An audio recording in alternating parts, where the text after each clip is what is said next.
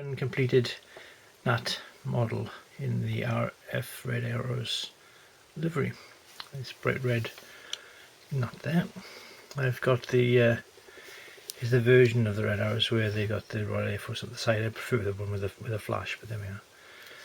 That's what that Airfix had. I put a couple of dots on. I'm not sure what they're for, but I saw on some of the reference photographs that there's dots there, and so I put it on. A pretty line. I've masked and then painted over the aerial area to make the put black first, and then masked that, and then painted white over it to get that line there. This is a aerial from the previous build of the kit, and as are these tails, they're from the previous kit build, and the interior is from the previous build as well, as you've probably been shown before. But stay tuned and have a little look of how I did it, and there we are. You got the original elevators. I've got painted now. I'm painting them different color, different shade of red, using the acrylic, Umbrella acrylic Gen 2 19 gloss.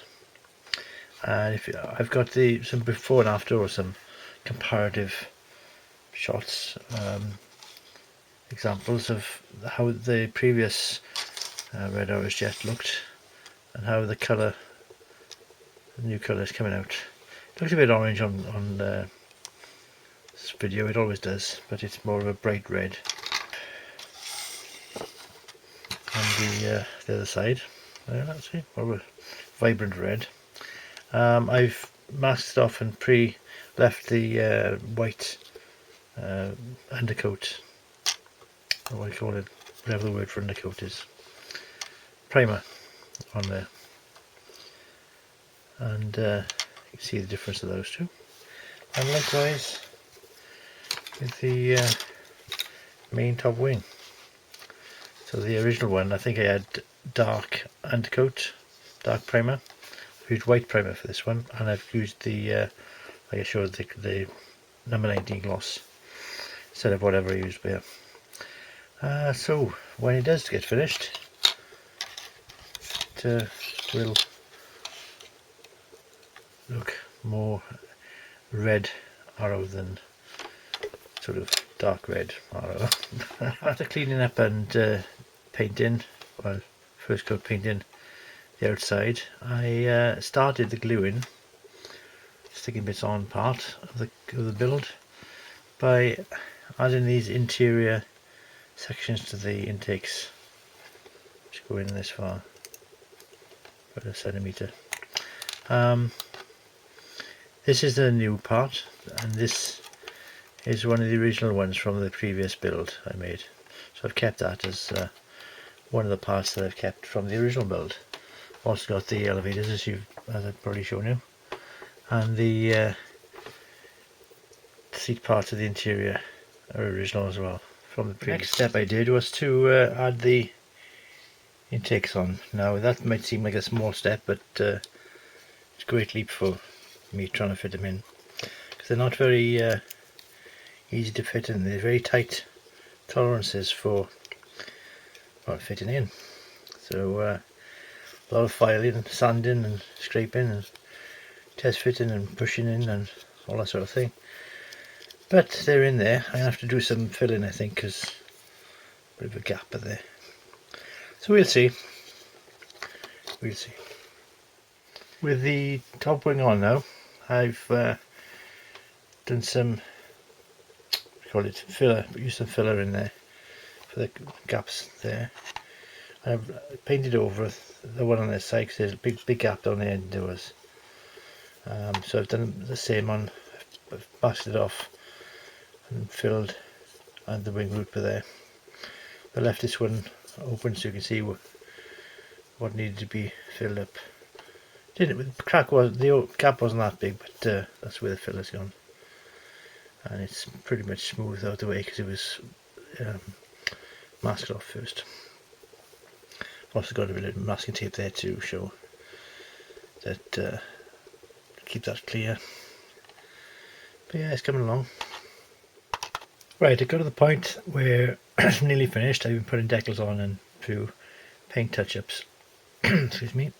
Got the legs on, the wheels on, and they went on quite alright, I think. The thing I wanted to show you is the way I've painted the canopy. It doesn't necessarily suggest it on the instructions, but looking at the photographs of the aircraft itself, the Red Arrows, they had a bit of a white line around the red of the canopy. So if I show you there now, what I'm trying to do is get an effect where there's it's like a putty line almost.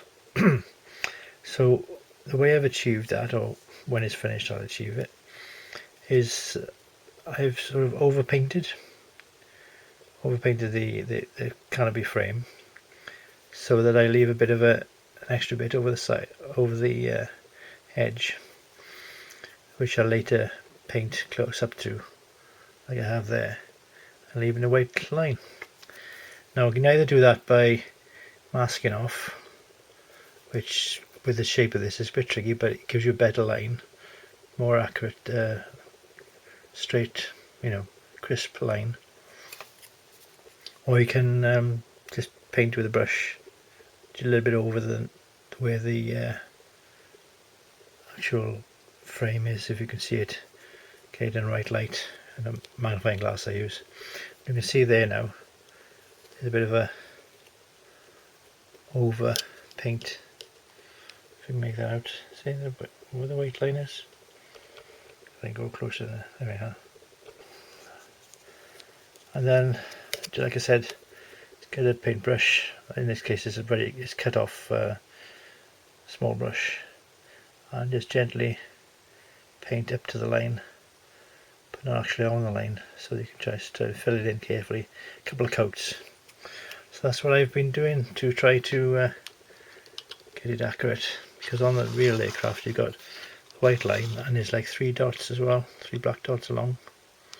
So I'll be checking the photographs online as the source material.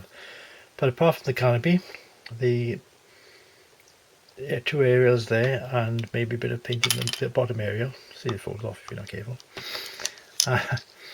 And I've kept a bit of tape on the top to try and keep away scratches.